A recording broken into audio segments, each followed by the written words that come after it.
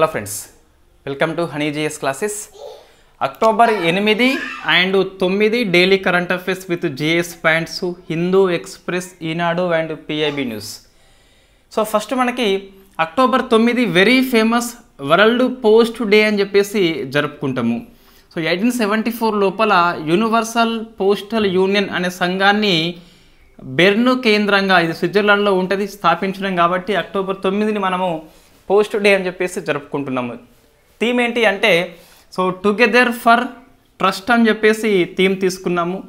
So together for trust, విశ్వాసం కోసం కలిసి ఉండాలని చెప్పేసి ఈ థీమ్ తీసుకోవడం జరిగింది. సో మనకి ఇది ఒకటే ఉన్నది, day of importance. Next very famous మనకి సో పాలిటీలో 2 ఆర్టికల్స్ ఉన్నాయి. ఫస్ట్ ఆర్టికల్ క్యాస్ట్ సెన్సెస్ అంటే కుల గణనని ఆమోదించిన 2వ రాష్ట్రంగా రాజస్థాన్ ప్రభుత్వము రికార్డు సృష్టించింది. సో మనకి ఇటీవల డిస్కస్ చేసిన లాస్ట్ 4 days బ్యాక్ ఈ బీహార్ కుల గణన అని చెప్పేసి డిస్కస్ చేసినాం మనము. సో ఇప్పుడు 2వ రాష్ట్రం ఏంటి, రాజస్థాన్. ఇప్పుడు ఎన్నికల కోడ్ అమల్లోకి వచ్చింది కదా, ఈ కోడ్ అమల్లోకి రాకముందు రాజస్థాన్ ప్రభుత్వము క్యాబినెట్ నిర్ణయం తీసుకుని చివరి నిర్ణయము ఈ కుల గణన చేపట్టాలని చెప్పేసి చివరి నిర్ణయం అని చెప్పేసి చెప్పొచ్చు. అంటే భారతదేశంలో అధికారికంగా కుల గణన చేపట్టిన 2వ రాష్ట్రము రాజస్థాన్ ప్రభుత్వము. ఫస్ట్ మనకి బీహార్ అని చెప్పేసి ఆ డాటా మనం గుర్తుపెట్టుకోవాలి. 36% extreme backward classes, 27% other backward classes అని చెప్పేసి, 15% జనరల్ అని చెప్పేసి, 20% ఎస్సీ అని చెప్పేసి మనం అంతా గుర్తుపెట్టుకోవాలి. కంపల్సరీ సెన్సస్ ప్రకారం ఎగ్జామ్లో వస్తుంది. గ్రూప్ 1 ప్రిలిమ్స్ 3.0లో వస్తుంది డాటా మనకి. రైట్, భారతదేశంలో ఈ కుల గణన మీద కేంద్ర స్థాయిలో చివరి గణాంకాలు 1931 మనకు కనిపిస్తుంది. తర్వాత చేపట్టలేదు. 2011 వరకు ఎస్సీ ఎస్టీ వారికి మాత్రమే గణాంకాలు ఉన్నాయి, కానీ ఓబీసీ వాళ్ళకి మనకి జనరల్ కేటగిరీ గణాంకాలు లేవు. సో కాబట్టి భారతదేశంలో అధికారికంగా కుల గణన చేపట్టిన చివరి ఇయర్ ఏంటి, 1931 అని చెప్పేసి గుర్తుపెట్టుకోవాలి. ఎస్, యూపీఏ ప్రభుత్వము 2011లో ఒక సర్వే చేపట్టింది. In fact economic social caste senses అని చెప్పేసి, సామాజిక ఆర్థిక కుల గణన అని చెప్పేసి, బట్ దీన్ని ప్రచురణ చేయలేదు. కాబట్టి as and today last census caste మీద 1931 అని చెప్పేసి మనం చెప్పొచ్చు. రైట్, ఇది రాజస్థాన్ గవర్నమెంట్ 2nd రాష్ట్రము భారతదేశంలో అని చెప్పేసి.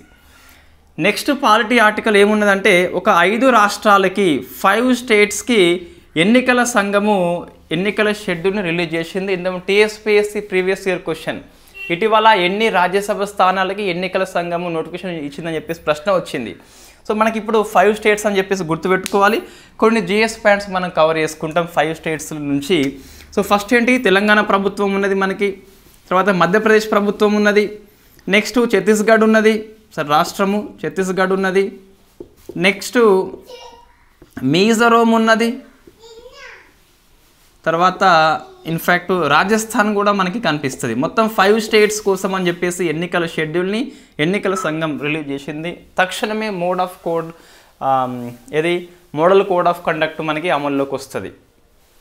రైట్, ఫస్ట్ ఇక్కడ కొన్ని మనం చూసుకోవాలి. మొత్తం తెలంగాణలో మనకి 119 ఉన్నాయి కదా, ఇక్కడ ఎస్సీ మనకు 19, ఎస్టీ 12 అండి. ఇది మన క్వశ్చన్ వస్తే రావచ్చు. సో ఎస్సీ రిజర్వ్డ్ 19 అయితే ఎస్టీ మనకు 12 కనిపిస్తున్నాయి. రైట్, ఇక్కడ మధ్యప్రదేశ్ ఒకటి ఉన్నది, నెక్స్ట్ మిజోరం ఉన్నది. ఇక్కడ 2 బిట్స్ నేను కవర్ చేస్తాను చూడండి. మిజోరంలో మొత్తం మనకి 40 నియోజకవర్గాలు ఉన్నట్లయితే ఎస్సీకి లేవు, ఎస్టీకి 39 ఉన్నాయి. సో అవుట్ ఆఫ్ 40లో 39 ఎస్టీకే రిజర్వ్ చేయబడ్డాయి. ఎందుకోసం అంటే సో ఎస్టీ పాపులేషన్ శాతం పరంగా ఎక్కువ ఉన్న రాష్ట్రం ఏంటి, మిజోరం. సో యూటీ మనకి లక్షద్వీప్ కనిపిస్తుంది. ఓవరాల్గా చూస్తే ఎస్టీ పాపులేషన్ పర్సంటేజ్ ఎక్కువ అంటే లక్షద్వీప్ వస్తే, సెకండ్ మిజోరం వస్తుంది. స్టేట్ పరంగా అయితే మిజోరం వస్తుంది, యూటీ పరంగా లక్షద్వీప్ వస్తుంది. సో మనకు కంపల్సరీ అది గుర్తుపెట్టుకోవాలి. నెక్స్ట్ పాపులేషన్ పరంగా ఎక్కువ అంటే ఎస్టీ పాపులేషను మధ్యప్రదేశ్లో ఉంటుంది. 2 ఒకటి కాదు. సో ఉన్న జనాభాలో శాతం పరంగా అంటే మిజోరం ఎక్కువ రాష్ట్రము, ఓవరాల్గా భారతదేశంలో అంటే ఎక్కువ లక్షద్వీప్ వస్తుంది. సో 94.8 ఉంటుంది లక్షద్వీప్లో, మిజోరంలో 94.4 ఉంటుంది మిజోరంలో. అయినప్పటికీ రాష్ట్రాల పరంగా మిజోరం ఎక్కువ. ఇదేంటి మనకి జనాభా పరంగా మధ్యప్రదేశ్లో మనకి ఎక్కువ కనిపిస్తుంది. జనాభా ఎక్కువ అంటే ఎస్టీ పాపులేషన్ మధ్యప్రదేశ్, శాతం పరంగా చూస్తే మిజోరం అని చెప్పేసి గుర్తుపెట్టుకోవాలి. 2 పాయింట్స్ మనం కవర్ చేసుకున్నాం. తర్వాత ఇన్ఫ్యాక్ట్ మనకి రాజస్థాన్లో ఇన్ఫ్యాక్ట్ 200 ఎమ్మెల్యే స్థానాలు ఉన్నాయి. మధ్యప్రదేశ్లో ఇన్ఫ్యాక్ట్ 230 ఉంటాయి. అందులో 35 ఎస్సీ అయితే 47 ఎస్టీ. సో అత్యధిక ఎస్టీ స్థానాలు మనకి మధ్యప్రదేశ్లో ఉంటాయి, జనాభా ఎక్కువ కాబట్టి. సో 35 + 47 అని చెప్పేసి గుర్తుపెట్టుకోవాలి. నెక్స్ట్ ఛత్తీస్గఢ్ లోపల మొత్తము 90 ఉన్నాయి.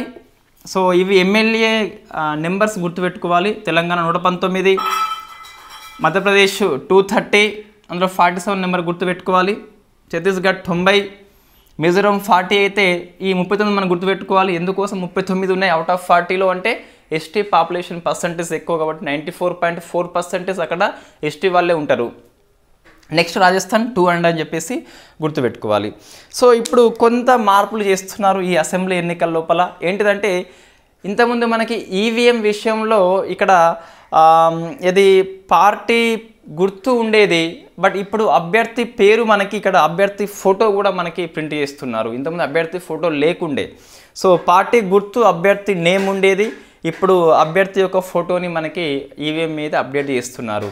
తర్వాత 80+ ఏజ్ ఉన్న వాళ్ళకి, ఫిజికల్లీ విత్ డిసబిలిటీ 40% కంటే ఎక్కువ ఉన్నట్లయితే వాళ్ళకి ఓట్ ఫ్రమ్ హోమ్ అని చెప్పేసి అవకాశం కల్పిస్తున్నారు. ఇంతకుముందు కర్ణాటక అసెంబ్లీ ఎన్నికల్లో మనకు కల్పించినారు, వెరీ ఫస్ట్ టైం భారతదేశం లోపల. ఇప్పుడు ఈ 5 రాష్ట్రాల్లో కూడా ఓటు ఫ్రమ్ హోమ్ అని చెప్పేసి 80 కంటే ఎక్కువ ఉండాలి వయసు, లేదా ఈ అంగవైకల్యం ఉన్నట్లయితే 40% కంటే ఎక్కువ ఉంటే గిట్ట ఇది సౌకర్యం మనకి ఫారం నెంబర్ 12D అని చెప్పేసి ఉంటుంది. అది నింపిస్తే సో వాళ్ళే ఇంటికి వచ్చి మనకి ఓటు వేయిస్తారు.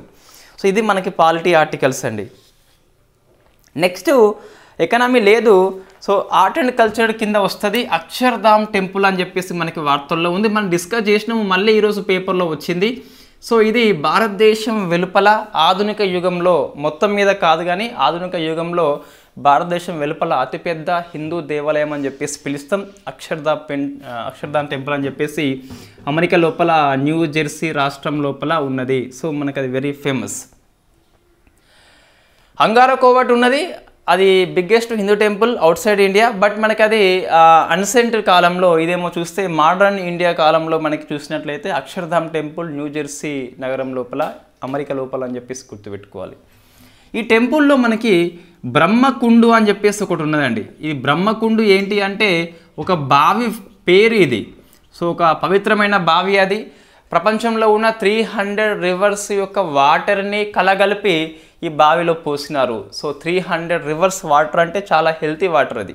సో మనం వెళ్ళి స్నానం చేస్తే పుణ్యము వస్తుంది అని చెప్పేసి 300 రివర్స్ వాటర్ అనేది ఎక్కడ లభ్యం కాదు, ఓన్లీ బ్రహ్మకుండు దగ్గరనే మనకు లభ్యమవుతుంది. సో అది బ్రహ్మకుండు అనగా ఏంటి అంటే ఒక పవిత్రమైన బావి అని చెప్పేసి గుర్తుపెట్టుకోవాలి. సో రాష్ట్రం ఇక్కడ మనకి న్యూ జెర్సీ అని చెప్పేసి 183 ఎకరాలు కలిగి ఉంటుంది విస్తీర్ణము. నెక్స్ట్ డిజాస్టర్ మేనేజ్మెంట్ మనకి వార్తల్లో ఉన్నది. సో ఆఫ్ఘనిస్తాన్లో భూకంపం వచ్చిందండి. సో అందుకు మనకి 6.3 రిక్టర్ స్కేల్ నమోదైంది. సో ఇది ఆఫ్ఘనిస్తాన్లో తరచుగా ఎందుకు వస్తుంది అంటే హిందూ కుష్ పర్వతాలు మనకి భూకంపం యొక్క ఎఫెక్టెడ్ ఏరియాలో ఉన్నది కాబట్టి ఫ్రీక్వెంట్లీ మనకి ఆఫ్ఘనిస్తాన్లో భూకంపం అయితే వస్తుంది. ఇప్పుడు వచ్చిన ప్రాంతం ఇక్కడ మనకి అంటే సో ఆఫ్ఘనిస్తాన్ లోపల హెరాత్ అనే రాష్ట్రం లోపల వచ్చింది. సో ఇది లొకేషన్ మనం గుర్తుపెట్టుకోవాలి. హెరాత్ అని చెప్పేసి మ్యాచింగ్ పర్పస్లో ఇస్తాడు.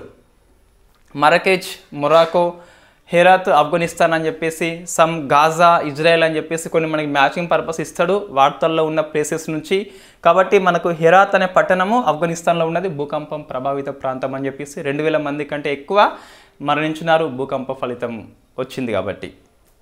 అయితే ఇంకోటి మనకి ఇందులో భూకంపం అనేది దేనివల్ల వచ్చింది, మనకి 2 టెక్టానిక్ ప్లేట్స్ ఉంటాయి కదా. సో ఆఫ్ఘనిస్తాన్ మనకి ఈ Bharat tectonic plate and Eurasia. So Bharat tectonic plate Eurasia ఫలితంగా వచ్చింది. ఇది పై కదులుతుంది కాబట్టి సో మనకి జారుడు వల్ల ఇదైతే వచ్చింది. Bharat plus Eurasia tectonic plates ఫలితంగా వచ్చింది ఆఫ్ఘనిస్తాన్ భూకంపం 6.3 అని చెప్పేసి హెరాత్ అని చెప్పేసి మనం ప్లేస్ గుర్తుపెట్టుకోవాలి. ఫైన్. సో నెక్స్ట్ డిఫెన్స్లో మనకు ఒక 2 నుంచి 3 ఆర్టికల్స్ ఉన్నాయి. సో ఫస్ట్ ఆర్టికల్ ఈ ఇజ్రాయిల్ వర్సెస్ పాలస్తీనా. నేను ఆల్రెడీ నిన్న నిన్న మొన్న గ్రూప్లో పోస్ట్ చేసిన ఒక వీడియో మనం చేసి ఉన్నాం ఆల్రెడీ. జూలై మాసంలో ఇజ్రాయెల్ వర్సెస్ పాలస్తీనా అని చెప్పేసి స్టార్టింగ్ నుంచి ఇజ్రాయెల్ పుట్టుక కాంచి మనం నేటి వరకు మొత్తం క్లాస్ చేసి ఉన్నాము. అదే క్లాసు ఎన్నిసార్లు వచ్చినా అదే వస్తుంది. ఇప్పుడు ఓన్లీ అప్డేట్స్ మాత్రం మనం డిస్కస్ చేస్తున్నాం. రోజు పేపర్లో హమాస్ అంటే ఏంటి అని చెప్పేసి, గాజా అంటే ఏంటి అంత పేపర్లో వస్తుంది. అంత ఏమీ అవసరం లేదు. ఒక్క క్లాస్ చూస్తే కంప్లీట్గా మనకు అర్థమవుతుంది what is the Israel Palestine issue అని చెప్పేసి. రైట్, ఇప్పుడు ఏంటి మనకి వార్తల్లో ఉంది అంటే ఐరన్ డోమ్ అని చెప్పేసి. సో ఇది వార్తల్లో ఉన్నది. ఏంటి ఐరన్ డోము, ఎలా పనిచేస్తుంది? సో ఇది ఇంపార్టెంట్ డిఫెన్స్ ఆర్టికల్. అయితే ఏమైంది మనకి, సో పాలస్తీనా గాజా ప్రాంతంలో మనకి ఇన్ఫ్యాక్ట్ హమాస్ అనే ఒక ఉగ్రవాద సంస్థ ఉంటుంది. ఈ గాజా ప్రాంతం హమాస్ హ్యాండ్ ఓవర్లో ఉన్నది.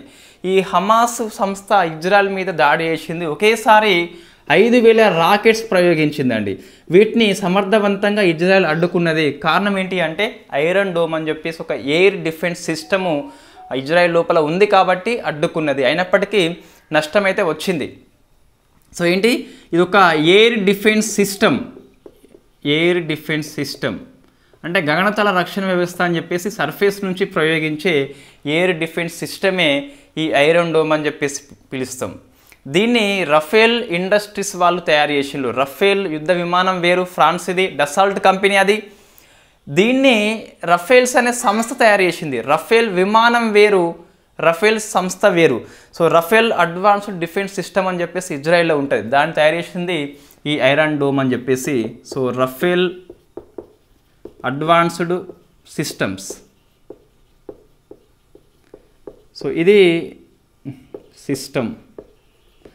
రైట్, ఇది ఎలా పనిచేస్తుంది? మొత్తం దీనిలో 3 సిస్టమ్స్ ఉంటాయండి. ఫస్ట్ రాడర్ ఉంటుంది. సో ఇది ఏం చేస్తుంది అంటే ఈ శత్రువు యొక్క రాకెట్ని గుర్తిస్తుంది. సో రాకెట్ని ఇస్తుంది, గుర్తించేది ఏంటి మనకి రాడర్ అని చెప్పేసి ఉంటుంది. గుర్తించి సో మనకి బిఎంసి అని చెప్పేసి ఉంటుంది, battle management. So battle management control system అని చెప్పేసి ఉంటుంది. ఇది ఈ రాకెట్ అనేది ఎక్కడ పడుతుంది, ఎంత వేగంతో వస్తుంది అని చెప్పేసి ఐడెంటిఫై చేస్తుంది. సో అప్పుడు నెక్స్ట్ ఇది ఫైర్ యూనిట్కి సందేశాన్ని ఇస్తుంది.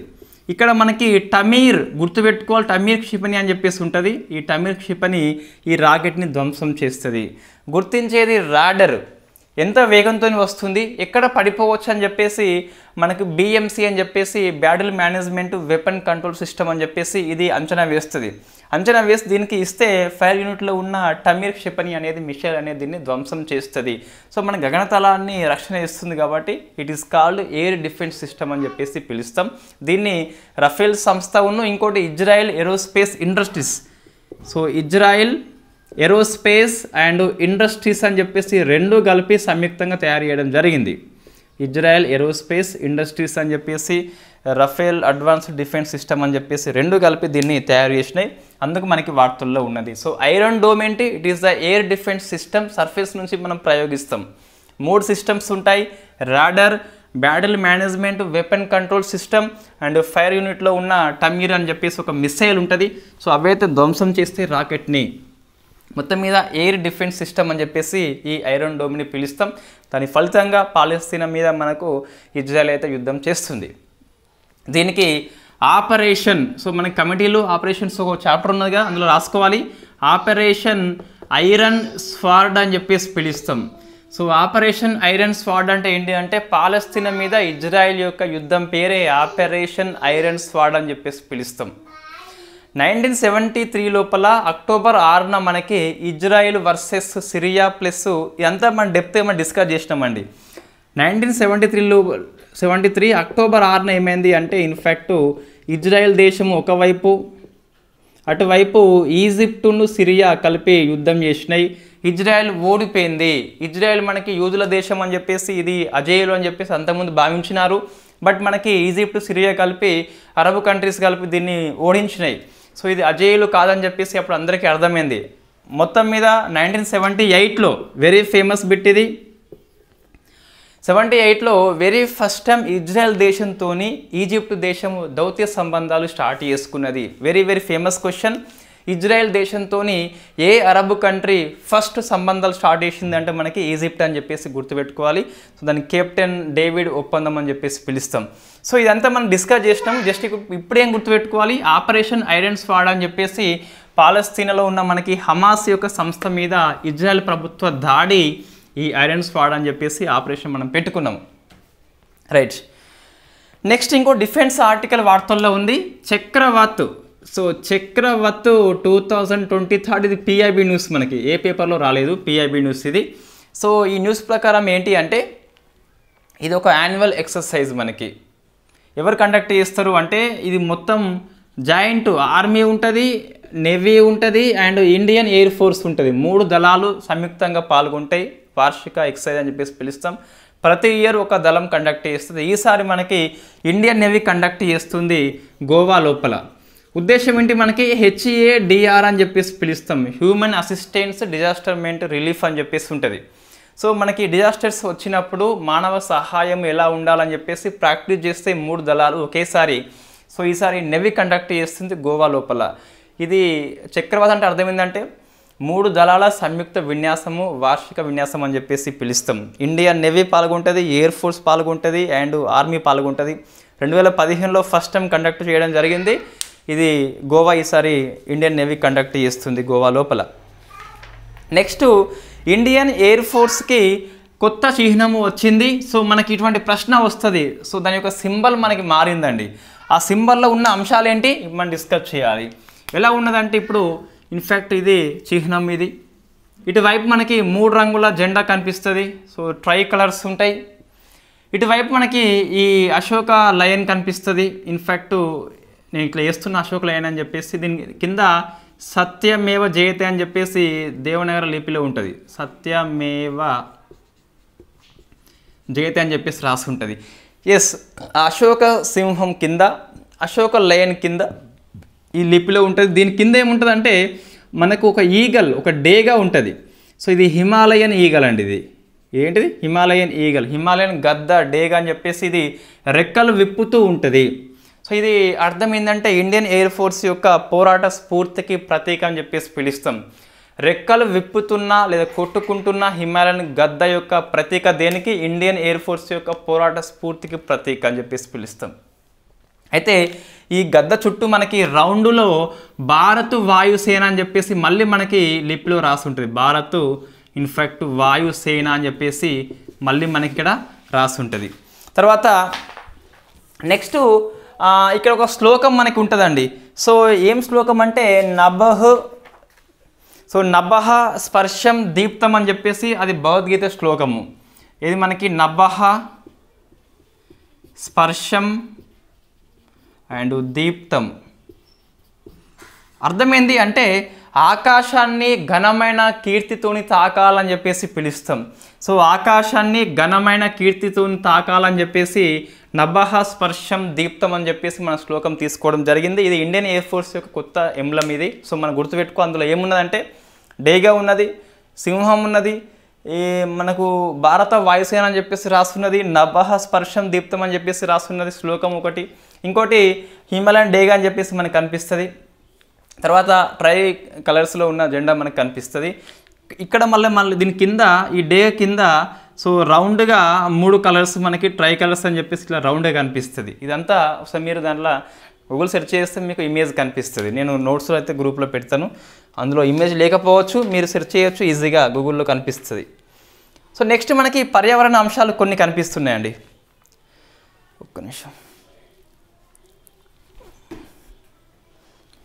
రైట్, ఇది ఫస్ట్ అంశం మనకి ఉత్తరప్రదేశ్ లోపల ఫస్ట్ సోలార్ సిటీగా అయోధ్య, భారతదేశంలో 2వ సిటీగా అయోధ్య రికార్డు సృష్టించింది.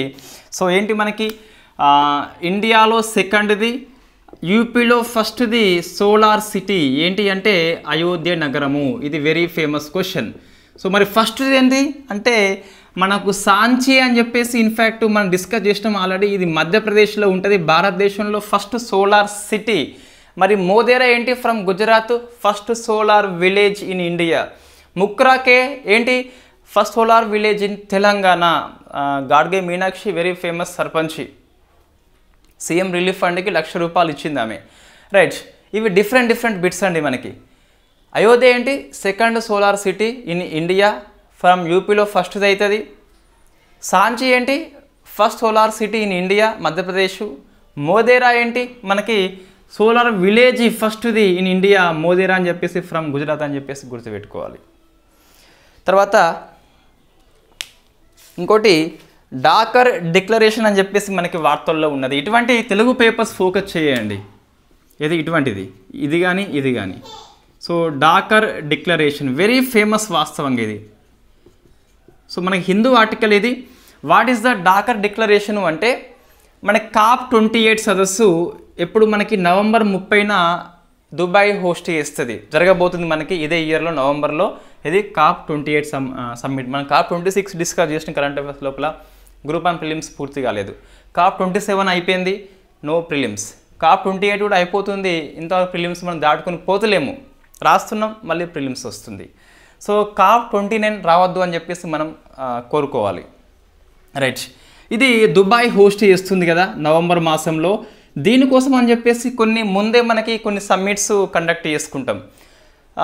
ఫర్ ఎగ్జాంపుల్ మనకి ఇంతకుముందు నైరోబీ అని చెప్పేసి ఒకటి ఉన్నది. సో నైరోబీ డిక్లరేషన్ ఇదేంటి అంటే COP28 కంటే ముందు ఈ 28 సదస్సు లోపల ఎటువంటి వ్యూహం తీసుకోవాలని చెప్పేసి ఆఫ్రికా కంట్రీస్ అన్నీ కలిపి ఒక దాన్ని ఏమంటారు ఏకాభిప్రాయం కోసం అని చెప్పేసి ఈ నైరోబీ లోపల మీటింగ్ పెట్టుకున్నది. మనం డిస్కస్ చేసిన సెప్టెంబర్ మాసం కరెంట్ అఫైర్స్ లోపలనే. అట్లనే డాకర్ అంటే మనకి సెనెగల్ కంట్రీ కాదు, డాకర్ అంటే ఒక 46 కంట్రీస్ ఉంటాయండి. లో డెవలప్మెంట్ కంట్రీస్ అని చెప్పేసి, అల్ప అభివృద్ధి కంట్రీస్ అని చెప్పేసి 46 ఉన్నాయి. 46 కంట్రీస్ అనేవి ఈ COP28 దుబాయ్ సమ్మిట్ లోపల ఎలాంటి వ్యూహం ఉండాలని చెప్పేసి ముందే ఒక ఏకాభిప్రాయానికి వస్తారు. దానికోసం అని చెప్పేసి ఈ low development countries, least development countries meeting పెట్టుకున్నాయి. అదే డాకర్ డిక్లరేషన్. సో మనకి వార్తల్లో ఉన్న డాకర్ డిక్లరేషన్ అంటే ఏంటంటే వాతావరణ మార్పుల మీద 46 దేశాల యొక్క ఏకాభిప్రాయం కోసము చర్చా వేదిక డాకర్. నైరోబీ ఏంటి, ఆఫ్రికా దేశాల చర్చా వేదిక అని చెప్పేసి పిలుస్తాం. మళ్ళీ మనకి ఇంకోటి పీటర్స్బర్గ్ అని చెప్పేసి కనిపిస్తుంది. ఈ ఒక్కటి వార్తల్లో ఉంది, మనం అన్ని లింక్ చేస్తున్నాం, అన్నీ మనకి అవసరమే. సో పీటర్స్బర్గ్ డిక్లరేషన్ ఇదేంటంటే ఇది ఆఫ్రికా కంట్రీసు, ఇదేమో లో డెవలప్మెంట్ కంట్రీస్, ఇదేమో ప్రపంచంలో ఉన్న అన్ని కంట్రీస్ COP28 కంటే ముందు ఒక 1 ఇయర్ ముందే మీటింగ్ పెట్టుకుంటే దీంట్లో వ్యూహం కోసం అని చెప్పేసి అది పీటర్స్బర్గ్ మనకి ఇటీవల జర్మనీలోని బెర్లిన్లో జరిగింది.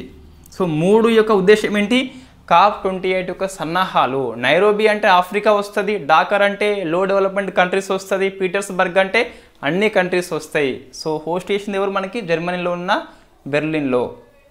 రైట్, ఇంకా మనకు కొన్ని 28 దృష్ట్యా కొన్ని ఇంపార్టెంట్ ఉన్నాయి.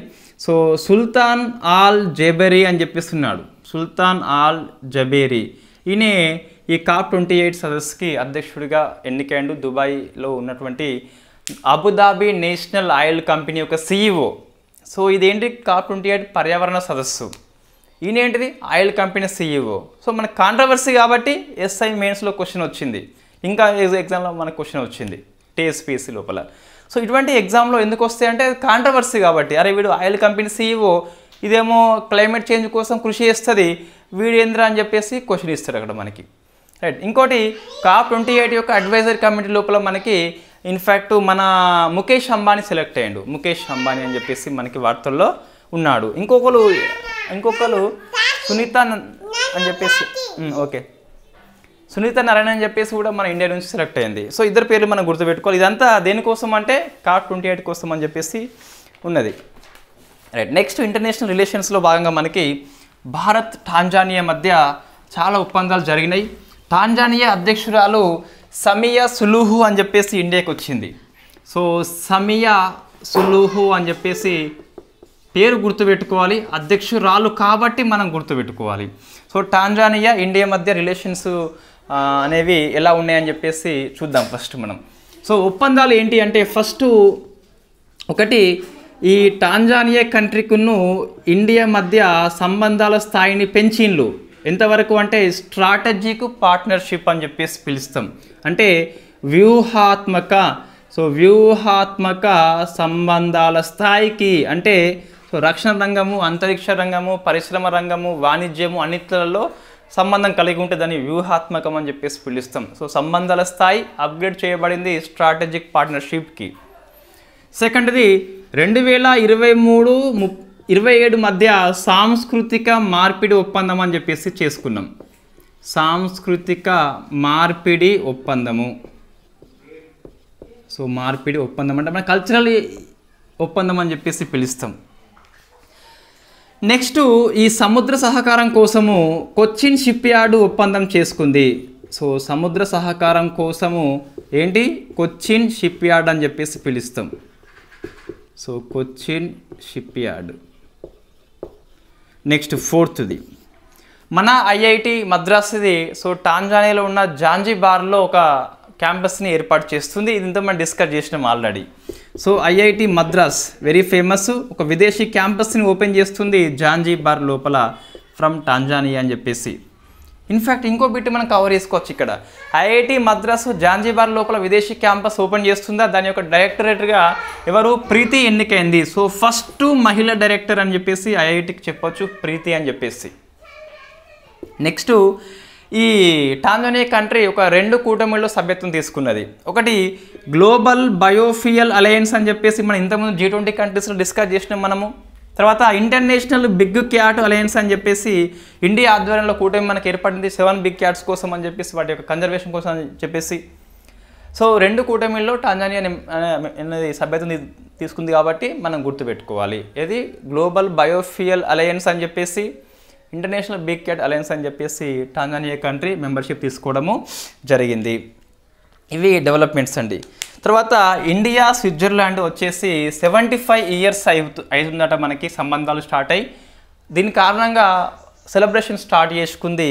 సో ఎక్కడ అంటే మనకి కుమావోను గ్రామం లోపల. సో ఇక్కడ మనకి కుమావోను గ్రామం అని చెప్పేసి గుర్తుపెట్టుకోవాలి. ఇది ఇండియా లోపల ఉంది మనకి. సో ఇన్ఫ్యాక్ట్ ఇక్కడ Uttarakhand I think I'm not wrong. So నేను ఇది రాష్ట్రం పేరు కన్ఫర్మ్ చేస్తాను. అయితే మనకి ఇన్ఫ్యాక్ట్ పేపర్లో రాష్ట్రం పేరు ఇవ్వలేదు. భారతదేశం లోపలనే మొత్తం మీద కుమావోను గ్రామం లోపల 75 ఇయర్స్ సెలబ్రేషన్ అని చెప్పేసి మన హిందూ ఆర్టికల్ పేర్కొంటుంది. రాష్ట్రం పేరు మనం సెర్చ్ చేద్దాం, దొరుకుతుంది. ఏమున్నది జస్ట్ కుమావోను అని చెప్పేసి కొడితే రాష్ట్రం పేరు మనకు వస్తుంది. ఐ థింక్ ఉత్తరాఖండ్ అయి ఉంటుంది, రైట్. నెక్స్ట్ తర్వాత ఇంటర్నేషనల్ అఫేర్స్. అయితే కాలిఫోర్నియా రాష్ట్రము ఈ క్యాస్ట్ డిస్క్రిమినేషన్ బిల్లుని ఆమోదించింది కదా. అయితే గవర్నరు దాన్ని తిరస్కరించిండు కాబట్టి మనం డిస్కస్ చేస్తున్నాము. సో ఆయన పేరు గెవిన్ న్యూసమ్ అని చెప్పేసి ఉన్నాడు. సో కాలిఫోర్నియా గవర్నర్ ఎవరు? గెవిన్ న్యూసమ్. పేరు గుర్తుపెట్టుకోవాలి.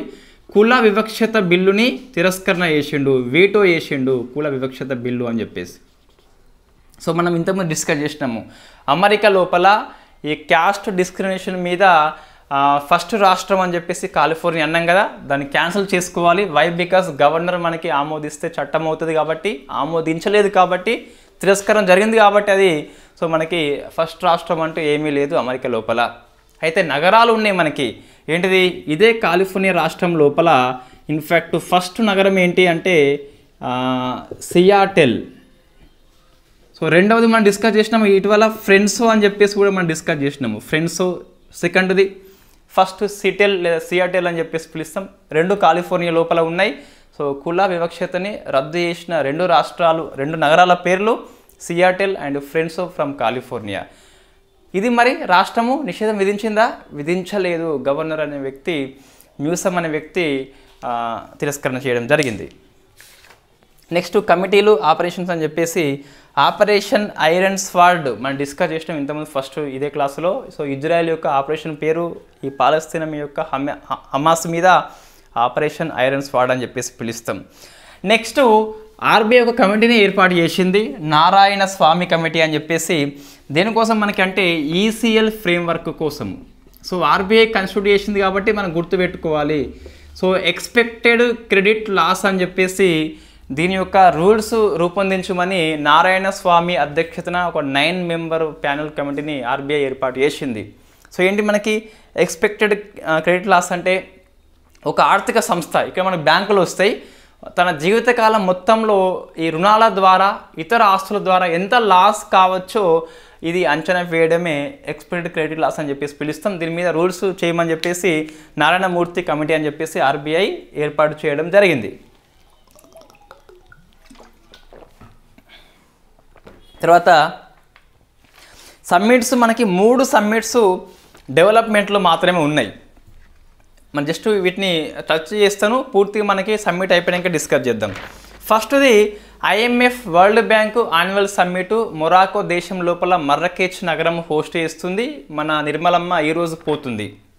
సో మనకి ఇది ఇంకా స్టార్ట్ కాలేదండి. థీమ్ ఏంటి తెలియదు మనకి, నెక్స్ట్ ఇంకేమైనా ఉంటే తెలియదు. తర్వాత 16th అగ్రికల్చరల్ సైన్స్ కాంగ్రెస్ కొచ్చి హోస్ట్ చేస్తుంది 11th అక్టోబర్, అంటే మనకి రేపు హోస్ట్ చేస్తుంది కాబట్టి ఈరోజు మనకి అవసరం లేదు. All India police science Congress వచ్చేసి అయిపోయింది. ఇదైతే all India police science Congress వచ్చేసి మనకి వెన్యూ డెహ్రాడూన్. సో ఇది డెహ్రాడూన్లో హోస్ట్ చేయడం జరిగింది. థీమ్ వచ్చేసి పోలీసింగ్ ఇన్ అమృత్ కాల్ అని చెప్పేసి తీసుకోవడం జరిగింది. All India police science Congress Dehradun host చేసింది. పోలీసింగ్ ఇన్ అమృత్ కాల్ అని చెప్పేసి థీమ్ తీసుకోవడం జరిగింది. అందులో ఏముంటుందంటే పోలీసుల యొక్క విధి ఎలా ఉండాలని చెప్పేసి అమృత్ కాల్ యుగంలో డిస్కస్ చేస్తారు. తెలంగాణ ఏమైనా ఉన్నాయంటే జస్ట్ మరి 2 కనిపిస్తున్నాయి. ఎరుకల ఎంపవర్మెంట్ స్కీమ్ అని చెప్పేసి ఎరుకల యొక్క సామాజిక వర్గం యొక్క డెవలప్మెంట్ కోసము ఇది చేపట్టింది. ఎస్టీ పాపులేషన్లో 4.4% ఈ ఎరుకల వాళ్ళే ఉంటారు. మనకి వీళ్ళు పందుల పెంపకం కోసము వీళ్ళు వాళ్ళ యొక్క వృత్తి అని చెప్పేసి ఆ ఆర్టికల్ మనకి పేర్కొంటుంది. సో ఈ స్కీమ్ని ఎవరు ఇంప్లిమెంట్ చేస్తున్నారంటే గిరిజన ఆర్థిక సహకార సంస్థ తెలంగాణ లోపల ఉంటే ట్రైకార్ అని చెప్పేసి పిలుస్తాం. అది దీన్ని కండక్ట్ చేస్తుంది. ఇంకోటి తెలంగాణది గాంధీలో మనకి గవర్నమెంట్ ఆసుపత్రిలో సంతాన సాఫల్య కేంద్రాన్ని ఓపెన్ చేసిండు మన హరీష్ రావు గారు. సో వెరీ ఫస్ట్ టైం మనకి intro vitro fertilisation IVF forty అని చెప్పేసి ఐవీఎఫ్ అని చెప్పేసి వెరీ ఫస్ట్ టైం గవర్నమెంట్ ఆసుపత్రిలో స్టార్ట్ చేస్తుండే మన హరీష్ రావు గారు. రైట్, కేటీఆర్ కాదు. రైట్, అయితే మనకు ఇంతకుముందు డిస్కస్ చేసినాం మనం. అయితే గాంధీ ఆసుపత్రిలో ఆల్రెడీ ఐయుఐ ఉన్నది. ఇవి 2 ఒకటి కాదండి. సో ఐయుఐ వేరు, ఐవీఎఫ్ వేరు. ఐయుఐ అంటే ఏంటి జనరల్గా అంటే మనకి ఆ స్ప్రెమ్ని ఇంజెక్ట్ చేస్తారు ఇక్కడ ఈ ఐయుఐ మెథడ్ లోపల. ఐవీఎఫ్లో మాత్రం మనకి అండాలని స్ప్రెమ్ని ఒక టెస్ట్ ట్యూబ్లో పెంచుతారు కాబట్టి అది test tube method. It is a test tube కాదు ఇది. సో స్ప్రెమ్ని వాళ్ళు క్వాలిటీ స్ప్రెమ్ని తీసుకొని ఇంజెక్ట్ చేస్తేనేమో ఐయుఐ అని చెప్పేసి పిలుస్తాం. ఆల్రెడీ గాంధీ ఆసుపత్రిలో ఉన్నది ఎప్పటి నుంచో, ఇప్పుడు కొత్తగా ఐవీఎఫ్ వచ్చింది. ఇది టెస్ట్ ట్యూబ్ బేబీ అని చెప్పేసి పిలుస్తాం. సో భారతదేశంలో ఫస్ట్ హాస్పిటల్ స్టార్ట్ చేస్తుంది ఇన్ విట్రో ఫెర్టిలైజేషన్ అని చెప్పేసి పిలుస్తాం. రైట్, తెలంగాణ కరెంట్ అఫైర్స్ ఇవ్వండి. ఐయుఐ మనకి నవంబర్ 2018లో అందుబాటులోకి వచ్చిందట. ఐయుఐ గాంధీ ఆసుపత్రి లోపల అప్పుడు కూడా ఈ రికార్డు మన గాంధీ ఆసుపత్రిది ఫస్ట్ గవర్నమెంట్ ఆసుపత్రి ఐయుఐ అని చెప్పేసి 2018లో. ఇదేమో 23 అక్టోబర్ 8న హరీష్ రావు స్టార్ట్ చేసిండు. రైట్, ఇవి అక్టోబరు 8-9 కరెంట్ అఫైర్స్. సో మనం ఈరోజు 10 చేయలేదు. తర్వాత రేపు డిఫెన్స్ కరెంట్ అఫైర్స్ మనం డిస్కస్ చేద్దాం. రేపు డిఫెన్స్ది 10-11 కరెంట్ అఫైర్స్ కూడా రేపు డిస్కస్ చేద్దాం. రేపు 2 క్లాసెస్ చెప్పేందుకు దాదాపు ప్రయత్నం చేద్దాం. Thank you very much. ఇంకోటి మనకి ఎలక్షన్ కోడ్ ఉన్నది, Group 2 ఎగ్జామ్ ఉంటుందా అంటే మనం చెప్పలేమండి. అదే కలెక్టర్స్ మనకు పేపర్ సమాచారం బట్టి అయితే పోస్ట్పోన్కి ఎక్కువ అవకాశాలు ఉన్నాయి. బట్ 2-3 డేస్లో మనకి టీఎస్పీఎస్ నుంచి ఏమైనా వస్తే రావచ్చు. అది వచ్చేంత వరకు ఎగ్జామ్ ఉందని చెప్పేసి మనం రివిజన్ చేసుకోవాలి. రైట్.